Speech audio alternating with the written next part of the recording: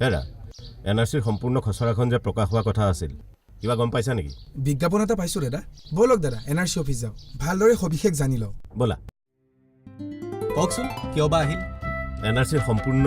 খচৰাখন যে প্ৰকাশ হোৱা কথা আছিল কি হৈছে তাকে জানিবলৈ আহিলে উচ্চতম ন্যায়ালয়ৰ নিৰ্দেশ অনুসৰি পৰীক্ষণৰ পাছত যোগ্য বিবেচিত সকলো আবেদনকাৰীৰ নাম সন্নিৱিষ্ট কৰি নিৰ্ধাৰিত সময়মতে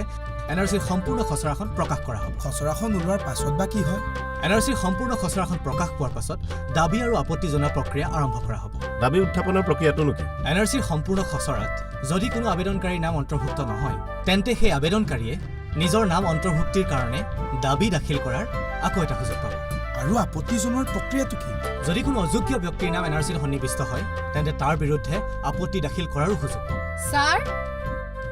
কওকচোন মই যদি সকলো তথ্য পাতি ভালদৰে পৰীক্ষণৰ সময়ত দিব নোৱাৰিলো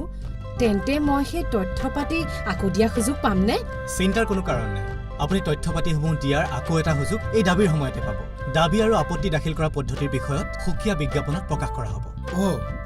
তাৰ মানে এইখন চূড়ান্ত এনআৰচি নহয় নহয় এইখনো খচৰা এনআৰচি সকলো দাবী আৰু আপত্তি নিষ্পত্তি কৰাৰ পাছতহে চূড়ান্ত এনআৰচিখন প্ৰকাশ পাব আৰু এই চূড়ান্ত এনআৰচিখন 1971 চনৰ 24 মাৰ্চৰ মাজনিশাৰ সময়সীমা অনুসৰি সকলো প্ৰকৃত ভাৰতীয়ৰ নাম অন্তৰ্ভুক্ত কৰা হ'ব